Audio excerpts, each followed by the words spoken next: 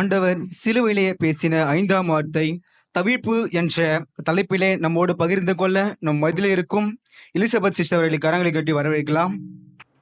கர்த்தருடைய நாம மகிமைப்படுவதாக. உங்கள் மத்தியிலும் கூட இயேசு சிலுவையில் பேசின 5வது வார்த்தையை பேசும்படியாய் தேவன் எனக்கு கொடுத்த அவருடைய மகா தயவுக்காக நான் நன்றி செலுத்துகிறேன்.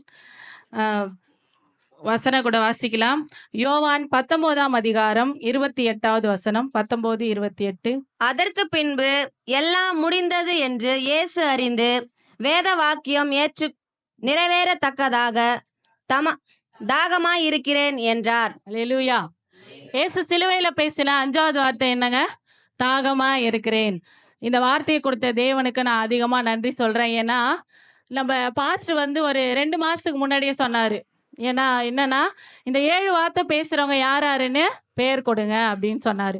இந்த 7 வார்த்தை பேசுறதுக்கே நிறைய பேருக்கு தாகம் என்ன பண்ணல இல்ல. அவங்க தாகமா இல்லாதனால அந்த தாகமா இருக்கிறன்ற வார்த்தை எனக்காக ஆண்டவர் கொடுத்தாரு. அதுக்காக நான் ஆண்டவர் அதிகமா நன்றி சொல்றேன். 6 வார்த்தைக்கு தான் பேர் கொடுத்தாங்க.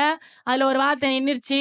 யாருமே என்கிட்ட சொல்லல. ஆனா ஆண்டவர் இந்த வார்த்தையை எனக்கு கொடுத்ததுக்காக நான் ஆண்டவருக்கு அதிகமா நன்றி சொல்றேன். தாகம் அப்படின்னா என்னன்னு சொல்லலாம் அப்படின்னா, வாஞ்சை, விருப்பம் அப்படின்னு சொல்றான். நான் தாகமா இருக்கிறேன் அப்படின்னு ஆண்டவர் சொன்னது 17 மணி நேரமா அவர் சிலுவையில தொங்கிட்டு இருக்கும்போது கூட அந்த உடம்புல நம்ம தண்ணி குடிக்கிறோம் இல்லையா நார்மலா, அந்த தாகத்தை ஆண்டவர் சொல்லல. அவருடைய ஆத்தும தாகத்தை தான் அவர் சொன்னார். அவருக்கு என்ன வாஞ்சை அப்படின்னா, நம்ம இருக்க போற அந்த ஊழியம் செய்யற அந்த 3.5 வருஷத்துல இன்னும் அநேகரை என்ன பண்ணணும், நம்ம ரட்சிக்கணும், அநேகரை விடுதலை ஆக்கணும் அப்படின்னு தான் அவர் என்ன பண்ணாரு, வாஞ்சையா இருந்தார். அந்த வாஞ்சையை தான் நம்ம இன்னைக்கு என்ன பண்ண போறோம், பார்க்க போறோம். இன்னைக்கு நம்முடைய தாகம் அல்லது வாஞ்சை எப்படிப்பட்டதா இருக்க வேண்டும் அப்படின்னு சொல்லி தான் இன்னைக்கு நம்ம என்ன பண்ண போறோம், பார்க்க போகிறோம். ஒரு சில வசனங்களை சொல்றேன், படிக்க வேணாம், எழுதுறவங்க எழுதி கொள்ளுங்க. ஏசாயா 26ஆம் அதிகாரம் 9வது வசனம். என் ஆத்துமா இரவிலே உம்மை வாஞ்சிக்கிறது, எனக்குள் இருக்கிற ஆவியினால் அதிகாலையில் உம்மை தேடுகிறேன். ஃபர்ஸ்ட் நம்மளுடைய விருப்பம் யார் மேல இருக்கணும் அப்படின்னா, ஆண்டவர் மேல இருக்கணும். அப்படி நம்மளுடைய விருப்பம் ஆண்டவர் மேல இருந்துச்சுன்னா எப்ப ஆண்டவரை தேடுவோமா? அதிகாலையில என்ன பண்ணுமோ, அவரை தேடுவோம். நம்மளுடைய விருப்பம் ஆண்டவர் மேல இருந்துச்சுன்னா நம்ம அதிகாலையில என்ன பண்றோம், அவரை தேடுகிறவர்களா இருப்போம். நீதிமொழிகள் 8ஆம் அதிகாரம் 17ஆம் வசனத்துல என்ன சொல்லியிருக்கு அப்படின்னா, அதிகாலையில் தேடுகிறவர்கள் என்னை கண்டடைவார்கள். அப்ப ஆண்டவரை நீங்க பார்க்கணும்னு நீங்க ஆசைப்பட்டீங்கன்னா அவரை எப்பதான் தேடணும்? அதிகாலையில அவரை தேடினா மட்டும்தான் நம்ம என்ன பண்ண முடியும், அவரை பார்க்க முடியும். நம்ம என்ன பண்ணுவோம், நம்மளுக்கு கிடைக்கிற நம்ம எப்ப நம்ம ஆண்டவரை தேடுவோம் அப்படின்னா, அதுக்கு ஒரு சூழ்நிலை அமையணும், அதுக்கு ஒரு காரணம் இருக்கணும். அப்போதான் நான் என்ன பண்ணுவேன், ஆண்டவரை தேடுவேன். ஒன்று உடம்பு சரியாமல் இருக்கணும், இல்லை வீட்டில் ஏதாவது கஷ்டம் இருக்கணும், அந்த மாதிரியான காரணம் இருந்தால் மட்டும்தான் நம்ம என்ன பண்ணுவோம், ஆண்டவரை தேடுறவங்களா இருப்போம். அப்படி நம்ம என்ன பண்ணக்கூடாது, இருக்கக்கூடாது. அதிகாலையில் ஒவ்வொரு நாளும் நம்ம என்ன பண்ணணும், ஆண்டவரை தேடுறவங்களா இருக்கணும். அதே ஏசாயா 26:8ஆம் வசனத்தில் இருக்குது, உமது நாமமும் உம்மை நினைக்கும் நினைவுகளும் என் ஆத்தும வாஞ்சியா இருக்கிறது. ஒவ்வொரு நாளும் நம்மளை ஆத்தும வாஞ்ச யாரை நினைக்கிறதா இருக்கணும், ஆண்டவரை நினைக்கிறதா இருந்தா மட்டும்தான் அதிகாலையில நம்ம ஆண்டவரை தேடுறவங்களா இருக்கணும். இன்னைக்கு ஒவ்வொருத்தவங்களும் யோசித்து பாருங்க, அதிகாலையில ஒருவேளை நான் ஆண்டவரை தேடலைன்னா என் நினைவு யாரை பத்தி இருக்கு? உலகத்தை பத்தி இருக்கா, இல்ல ஆண்டவரை பத்தி இருக்கா, வேற எந்தாவது மனுஷனை பத்தி, பொருளை பத்தி இருக்குதான்னு நம்மளை என்ன பண்ணிக்கணும், ஆராய்ஞ்சு பார்த்துக்கணும். இப்போ ஃபர்ஸ்ட் நம்ம தெரிஞ்சு கொள்ளுகிற விஷயம், நம்மளுடைய தாகம் எதை பத்தி இருக்கணும்னா, அதிகாலையில் நம்ம ஆண்டவரை தேடுறவங்களா இருக்கணும். அதிகாலையில நம்ம ஜெபிச்சாதான் நம்ம என்ன பண்ண முடியும், நம்மளுடைய ஜபங்கள் கேட்கப்படும். பாஸ்டர் நிறைய மெசேஜ்ல சொல்றாரு, அந்த அதிகாலை ஜபம் தான் ரொம்ப முக்கியம். ஏன்னா பிசாசு அந்த நேரத்தில் நம்மளுக்கு என்ன பண்ண மாட்டான், ஒரு பலவீனங்களை, சோர்வுகளை எதுவுமே அவனால் என்ன பண்ண முடியாது, கொடுக்க முடியாது. அந்த நேரத்தில் நம்ம ஜெபிக்கும் போது மட்டும்தான் ஆண்டவர் நம்மளுக்கு நல்ல ஒரு விடுதலையை கொடுப்பாரு. 2வது நம்ம எப்படி இருக்கணும் அப்படின்னா, 1 பேதுரு 2ஆம் அதிகாரம் 3ஆம் வசனம். நீங்கள் வளரும்படி புதிதாய் பிறந்த குழந்தைகளைப் போல திருவசனமாகிய கலங்கமில்லாத ஞானப்பால் மேல் வாஞ்சையா இருங்கள். நம்ம என்ன பண்ணோம், புதுசா பிறந்த ஒரு குழந்தைய போல ஒவ்வொரு நாளும் நம்ம ஃபர்ஸ்ட் எடுத்தோன்னே என்ன இருக்குன்னா, நீங்கள் வளரும்படி. எத்தனை பேருக்கெல்லாம் வளரணும்னு ஆசையா இருக்கு? போதுங்க, நான் இது வரைக்கும் வளர்ந்ததுன்றீங்களா? ஆவிக்குரிய வாழ்க்கையில ஒவ்வொரு நாளும் நம்ம என்ன பண்ணணும்? வளர்றவங்களா இருக்கோம். இன்னும் நம்ம குழந்தையா தான் இருக்கிறோம். நெறைய பேரு என்ன பண்றதில்ல. ஒரு வசனத்துல சொல்லியிருக்காங்க, நான் குழந்தையா 1 கொரிந்தியர்ல பவுல் சொல்றாரு, நான் குழந்தையா இருக்கும்போது, குழந்தையா இருக்கிறவங்கள இருக்கிற காரியங்கள சிந்திச்சேன். நான் புருஷன் ஆன போதோ, அதுக்கு எல்லாவற்றையும் என்ன பண்ணிட்டேன்?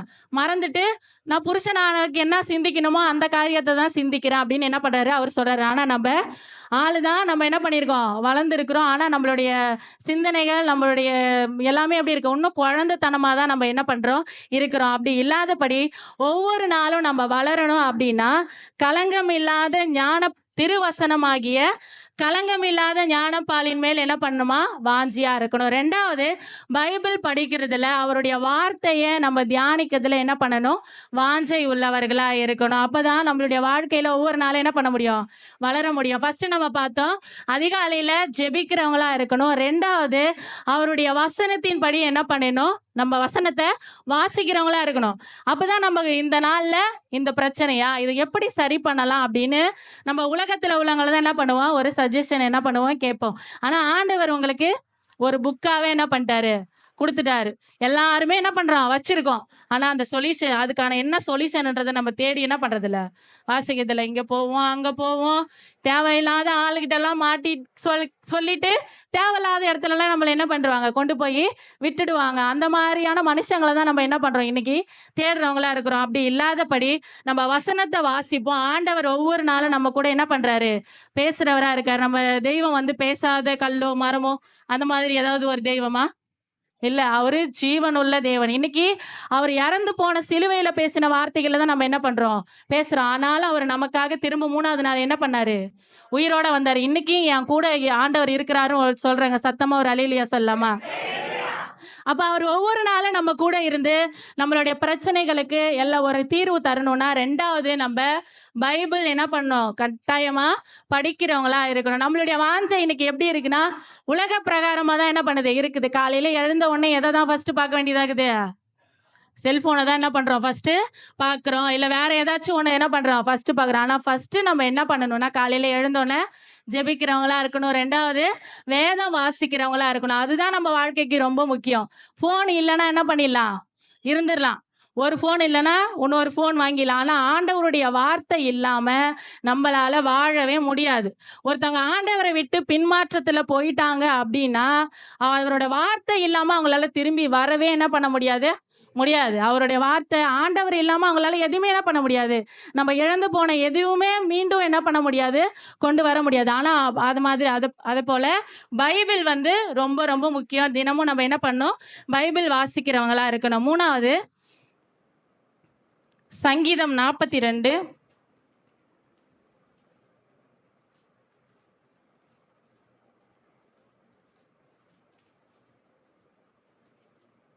சங்கீதம் 42 1ஆம் வசனம் 2ஆம் வசனம்.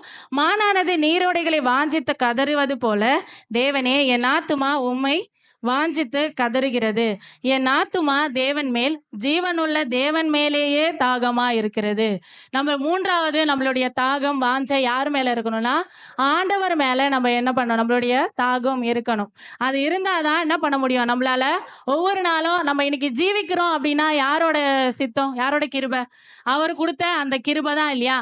அந்த கிருபைக்கு ஒவ்வொரு நாளும் என்ன பண்ணணும்? நன்றி சொல்லணும். நம்மளுடைய நினைவுகள் எல்லாமே எதுவாக தான் இருக்கணும்னா, ஆண்டவரா மட்டும்தான் இருக்கணும். இன்னைக்கு நம்ம நிறைய மனுஷர்களை நம்புறோம். நம்ம சிந்தனையில, நம்ம இருதயத்துல முக்காவாசி நம்ம என்ன பண்றோம்? முக்காவாசி இல்ல, முழுசாவே மனுஷங்களை நம்பி தான் நம்ம என்ன பண்றோம்? ஜீவிக்கிறோம். நம்மளுக்கு பிடிச்சவங்க, நம்மளுக்கு விருப்பமானவங்க அப்படின்னு என்ன பண்றோம்? உலகத்தில் உள்ளவங்களை தான் நம்ம என்ன பண்றோம்? நம்ம போயிட்டு இருக்கோம். ஆனா ஆசீர்வாதம் மட்டும் என்ன பண்ணிடணும்? வந்துடணும். ஆனா ஆண்டவரை நோக்கி மட்டும் என்ன பண்ண மாட்டோம்? பார்க்க மாட்டோம். இப்படி இந்த மாதிரி நம்ம இருந்தோம்னா நம்ம குடும்பத்துல ஒரு ஆசீர்வாதம் என்ன பண்ணாது? கிடைக்காது. 3வது, நம்ம ஜீவனுள்ள தேவன் மேல் தாகமா இருக்கும்போது மட்டும்தான் ஆண்டவர் நம்மளை என்ன பண்ணுவாரு? ஆசீர்வதிப்பாரு. அதே போல சங்கீதம் 63 1ஆவது வசனம், தேவனே நீர் என்னுடைய தேவன், அதிகாலமே உம்மை தேடுகிறேன். வறண்டதும் விடாய்த்ததும் நீரற்றதுமான நிலத்திலே என் ஆத்துமா உம்மேல் தாகமாய் இருக்கிறது. என் மாம்சமானது உம்மை வாஞ்சிக்கிறது. அதிலே அதாவது ஆண்டவர் மேல தாகமா இருக்கணும். எப்படி தாகமா இருக்கணும்னா, அந்த வசனத்துல இருக்கு. எல்லாரும் சங்கீதம் 63 1ஆம் வசனத்தை எடுத்துக்கொள்ளுங்கள். 3வது வரியில வறண்டதும் விடாய்த்ததும் தண்ணீரற்றதுமான நிலத்திலே. இன்னைக்கு நம்ம நல்லா சந்தோஷமா இருக்கும்போது என்ன பண்ண மாட்டோம், ஆண்டவரை நினைக்க மாட்டோம். ஆனா இங்க தாவீது சொல்றாரு பாருங்க, வறண்டதும் விடாய்த்ததும் தண்ணீரற்றதுமான நிலம்னா என்ன அர்த்தம்? ஒரு ஆசீர்வாதமே இல்ல, ஒரு என்ன பண்றது, ஒரு செழிப்பே இல்ல. அந்த நேரத்திலேயே நான் யார் மேலதான் தாகமா இருப்பேன்னு சொல்றாரு? ஆண்டவர் மேலதான் நான் தாகம். என் ஆத்துமா உம்மேல் தாகமா இருக்கிறது, என் மாம்சமானது உம்மை வாஞ்சிக்கிறது. அவரு ஆத்துமத்தையும் சொல்றாரு, மாம்சத்தையும் சொல்றாரு. ரெண்டுத்திலயுமே நம்மளுடைய தாகம் யார் மேல மட்டும்தான் இருக்கணும் அப்படின்னா ஆண்டவர் மேல மட்டும்தான் இருக்கணும். அப்பதான் ஆண்டவர் என்ன பண்ணுவார், நம்மள ஆசீர்வதிப்பார். ஆண்டவர் சிலுவையில பேசும்போது தாகமா இருக்கிறேன்னு சொன்ன அந்த வார்த்தை வந்து ஆத்தும தாகம் தான்.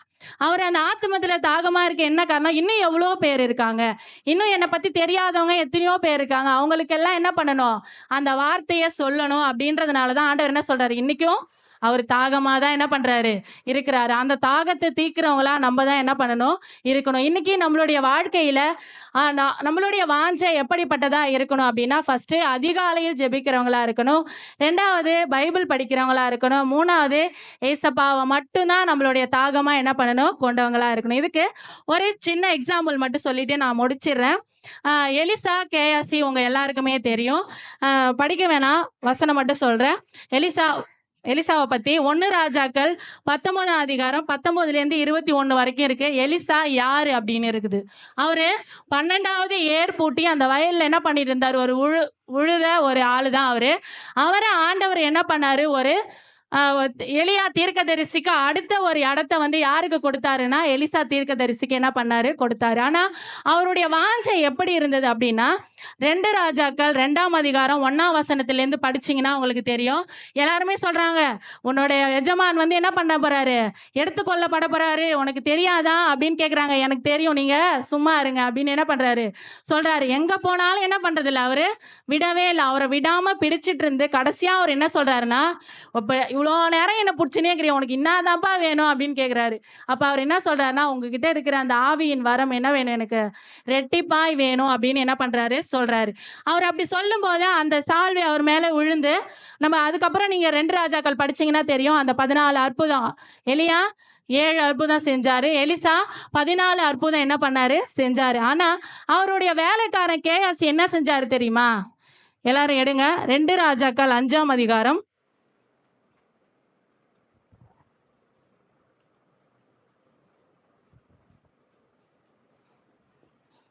எடுத்துக்கொள்ளுங்க, வாசிக்க வேணாம். 20லிருந்து 27 வரைக்கும் அந்த கேஎஸ்சி பத்தி இருக்கு. இப்போ ஒரு ஒரு எஜமான் வந்து 7 அற்புதம் பண்ணாரு. அவரோட வேலைக்காரன் எலிசா என்ன பண்ணாரு, 14 அற்புதம் பண்ணாரு. ஆனா அவருடைய வேலைக்காரன் எத்தனை அற்புதம் பண்ணியிருக்கணும், அது அப்படியே டபுளா என்ன பண்ணிருக்கணும், 28 அற்புதம் பண்ணியிருக்கணும். ஆனா அங்க கேயாசி என்ன பண்றாரு அப்படின்னா, ஒண்ணுத்துக்குமே உதவாத ஒரு பணத்துக்கு ஆசைப்பட்டு என்ன பண்ணிட்டாரு, அவரு போயிட்டாரு. நான் உங்களுக்காக கூட வாசிக்கிறேன்.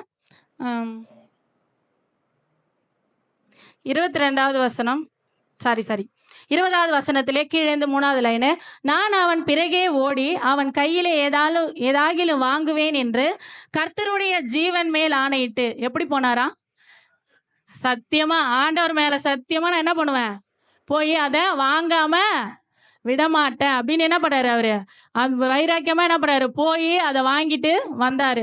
ஆனா வாங்கிட்டு வந்ததுனால அவருக்கு என்ன கிடைச்சது, குஷ்டரோகம் தான் என்ன பண்ணுது கிடைச்சது. இன்னைக்கு இவங்க 2 பேருத்துலேருந்தே நம்ம தெரிஞ்சுக்க வேண்டிய ஒரே ஒரு விஷயம் என்னன்னா, நம்மளுடைய வாஞ்சை அடுத்தடுத்து நம்மளுடைய வாழ்க்கையில இன்னும் முன்னேறத்துக்கு என்ன வழியோ அப்படின்னு நம்ம எலிசா தீர்க்கதரிசியை போல நம்ம இருந்தோம் அப்படின்னா நம்மளுடைய வாழ்க்கை எப்படி, அவர் 14 அற்புதம் செஞ்சாரு. ஆனா ஆண்டவர் நம்மளை வச்சு என்ன பண்ணுவாரு, 16,000 அற்புதம் கூட நம்மளால என்ன பண்ணுவாரு, செய்ய வைப்பாரு. ஆனா நம்ம கேயாசி மாதிரி உலக பிரகாரமான காரியங்களுக்காக, அது எந்த விதமான காரியங்களாகவும் இருக்கலாம், உங்களுக்கு ஆண்டவர் என்ன உணர்த்துறாரோ அந்த காரியமா கூட இருக்கலாம். அந்த உலக காரியங்களை நம்ம ஒருவேளை விடலை, நான் அதை தான் பின்தொடர்வேன் அப்படின்னு நீங்க இன்னைக்கு சொன்னீங்கன்னா, கேஎஸ்சிக்கு வந்த மாதிரி என்ன பண்ணும், குஷ்டரோகம் இல்லை, வேற என்னமோ கண்டுபிடிக்க முடியாத ஒரு வியாதியை வந்து ஆண்டவர் என்ன பண்ணிடுவாரு, நம்மளுக்கு கொடுத்துருவாரு. என்னங்க 5வது வார்த்தையில இப்படி ஒரு மிரட்டலா சொல்றீங்களே அப்படின்றீங்களா? இல்ல, வசனத்துல உள்ளதுதான் சொல்றேன். நம்ம வந்து இன்னைக்கு எலிசா தீர்க்கதரிசிய போல நம்ம வாழணும்னு ஆசைப்படுறதுனால தான் நான் உங்களுக்கு இதை வந்து சொல்லிட்டு இருக்கேன். நம்ம வந்து கேயாசி மாதிரி என்ன பண்ணக்கூடாது, உலக காரியத்தை நம்ம தொடர்ந்து என்ன பண்ண ஓடுறவங்களா இல்லாதபடி எலிசா தீர்க்கதரிசியை போல ஆவிக்குரிய வாழ்க்கையில இன்னும் வளரணும். ஆவிக்குரிய வாழ்க்கையில நம்ம வளர்ந்தா மட்டும்தான் உலகத்துக்கான ஆசீர்வாதம் நம்மளுக்கு என்ன பண்ணும், கிடைக்கும். கர்த்தர் கொடுத்த வார்த்தைக்காக நன்றி செலுத்துகிறேன்.